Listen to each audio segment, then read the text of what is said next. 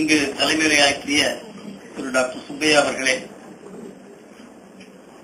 எனக்கு முன்னால் பேசிய ரகுநந்தன் அவர்களே, பழனிக்குமார் அவர்களே, சகோதர சகோதரிகளே, லஞ்சத்துக்கு எதிராக போராடுவது என்பது இப்பொழுது இரண்டு விதமாக மாறிக்கொண்டிருக்கிறது.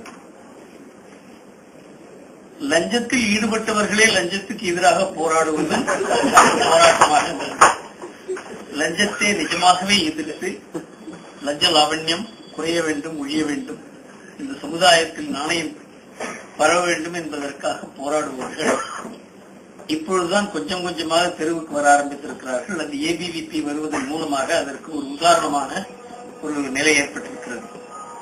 பெயருக்காக லஞ்சத்தை எதிர்த்து போராடுவது அதுவும் அதிகமாகிக் கொண்டிருக்கிறது. லஞ்சம் என்பது இந்த நாட்டில் பெருமளவுக்கு பரவி இருக்கிறது என்பதில் சந்தேகமே இல்லை. ஆனா இந்த நாடே ஒரு லஞ்சலாவண்யம் நிறைந்த நாடு. இந்த மக்களே லஞ்சலாவண்யத்தில் திளைத்திருக்கிறார்கள் என்கிற ஒரு எண்ணத்தை நம்ம நாட்டிலையும் ஏற்படுத்திக் கொண்டிருக்கிறோம், வெளிநாட்டிலையும் ஏற்படுத்திக் கொண்டிருக்கிறோம். அது பெரிய தவறு.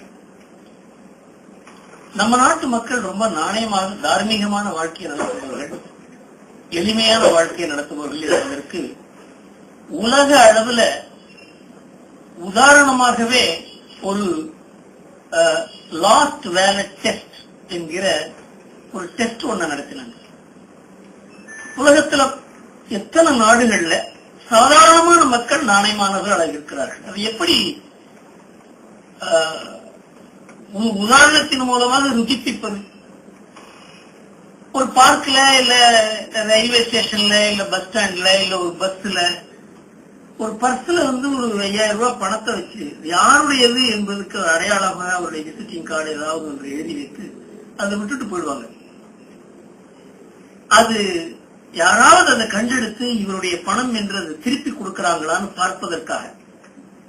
அது உலகம் முழுவதும் 1180 நாடுகள்ல நடந்த இந்த ஒரு தேர்வுல நம்ம நாட்டுல 65% இந்த தொலைந்து போன இந்த பர்ஸ் இருக்கு, அதை திரும்ப கொண்டு கொடுத்தாங்க. பிரான்ஸ், ஜெர்மன், ஜப்பான் போன்ற நாடுகள்ல கூட இந்த அளவுக்கு மக்கள் அதை திரும்ப கொண்டு கொடுக்கல. அதாவது வாழ்க்கை தரம் ரொம்ப குறைவாக இருந்தாலும் சரி, வறுமை இருந்தாலும் சரி, எளிமை இருந்தாலும் சரி, நாணயமாக இருக்க வேண்டும் என்கிற எண்ணம் இந்த நாட்டில் அதிகமாக இருக்கிறத இது ஒரு பெரிய உதாரணமாக இது நமக்கு விளக்குகிறது. அதனால இந்த நாட்டை குறை கொடுக்கணும். இப்பொழுது வெளிநாட்டு பத்திரிகையிலும் சரி, நம் நாட்டு பத்திரிகையிலும் சரி, இந்த நாடே ஒரு லஞ்சத்தில் திளைக்கும் நாடு என்பது போன்ற ஒரு பிரமையை ஏற்படுத்துவதில் நாம அதுல உறுதுணையாக இருந்து விடக்கூடாது. இந்த நாட்டுக்கும் லஞ்சத்துக்கும் சம்பந்தமே கிடையாது. அந்த அளவுக்கு இந்த நாட்டில் லஞ்சம் பெருகி இருந்தால் குடும்பங்கள் இருக்காது, சமுதாயம் இருக்க முடியாது.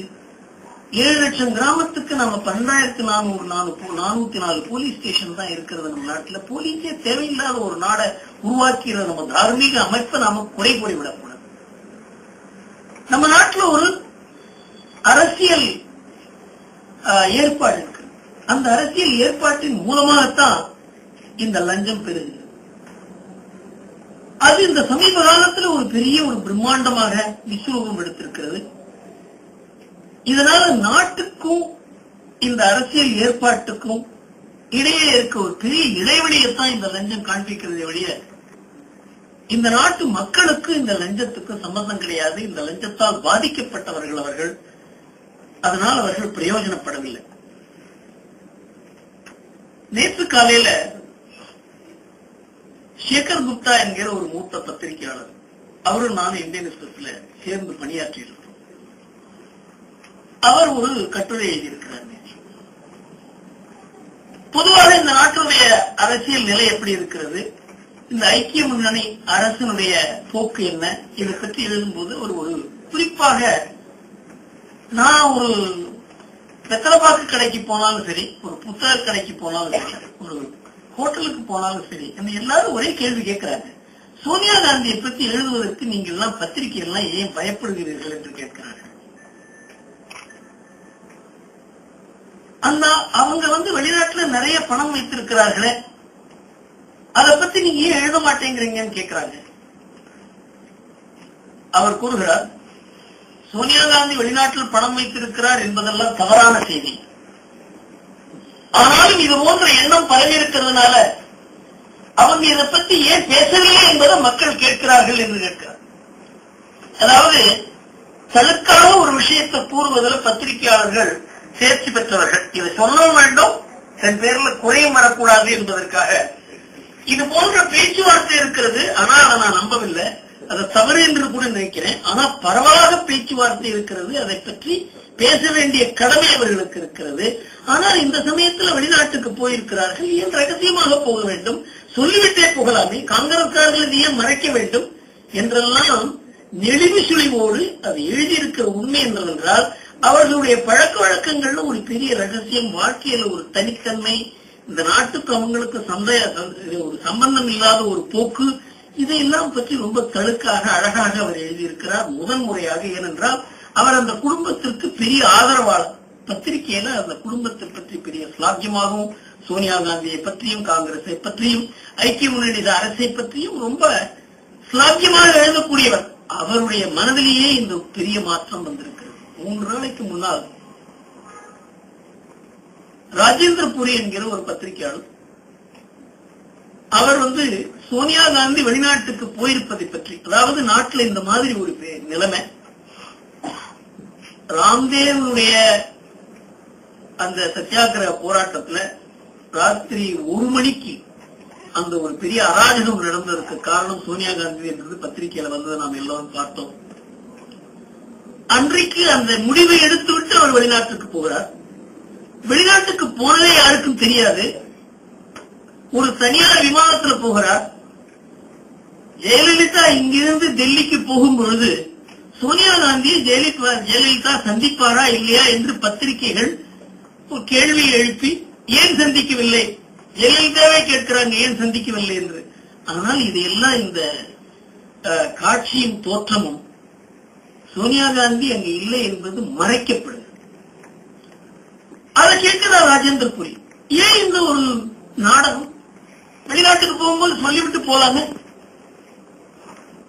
யாருடன் போனீங்க, எதற்காக போனீங்க, எந்த விமானத்துல போனீங்க, எத்தனை முறை போகிறீர்கள், இதெல்லாம் இந்த நாட்டு மக்களுக்கு தெரிந்தாக வேண்டும். ஏன் இதை கூறுகிறேன் என்றால், நம்ம நாட்டில் லஞ்சம் பெருகுவதற்கு முக்கியமான காரணமே நம்ம நாட்டுடைய தலைமை இருக்கிறது. அந்த தலைமையின் பேரில் இருக்க சந்தேகத்தின் மூலமாகத்தான் இந்த லஞ்சமே பெருகிறது. ஒரு சின்ன உதாரணம் கூறுகிறேன். ஹசன் அலி பற்றி நம்முடைய ரகுநந்தன் கூறினார்.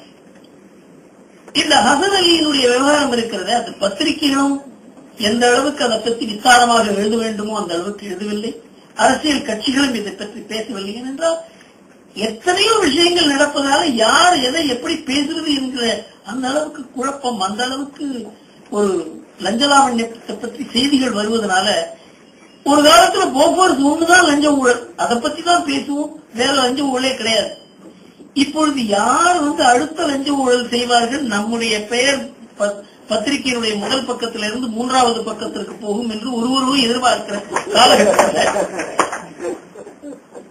பல பேர் லஞ்சத்தில் ஈடுபட்டிருக்கிறதுல பல பிரம்மாண்டமான லஞ்ச ஊழல்கள் நடப்பதனால இந்த ஹசன் அலியினுடைய லஞ்ச ஊழலும் எந்த அளவுக்கு மக்களுக்கு இதை பற்றி தெரிய வேண்டுமோ, புரிய வேண்டுமோ, அதை மக்களுக்கு விளக்கி சொல்ல வேண்டுமோ, இதெல்லாம் இந்த நாட்டில் பத்திரிகைகள் மூலமாகவும் நடக்கவில்லை, எதிர்கட்சிகள் மூலமாகவும் நடக்கவில்லை. அதனுடைய உண்மையை நாம் புரிந்து கொண்டால் இந்த நாட்டினுடைய லஞ்சலாவண்யங்கள் எந்த அளவுக்கு யார் சம்பந்தப்பட்டிருக்கிறது என்பது வரும். 2007 ஜனவரி 7ஆம் தேதி அன்றைக்கு ஹசன் அலிய இன்கம் டாக்ஸ் டிபார்ட்மெண்ட் ரெய்டு பண்றாங்க. அதுக்கு முன்னால்தான் அவங்களுக்கு ஒரு பாஸ்போர்ட், அவருக்கு 3 பாஸ்போர்ட் இருக்கிறது. 3 பாஸ்போர்ட் ஒரு ஆளுக்கு இருக்கிறது என்றால் அவர் ஏதோ ஒரு பெரிய தவறான செயல்கள் ஈடுபடுகிறார் என்ற அர்த்தம். அதனால இன்கம் டாக்ஸ் டிபார்ட்மெண்ட் அவரை ரெய்டு பண்றாங்க.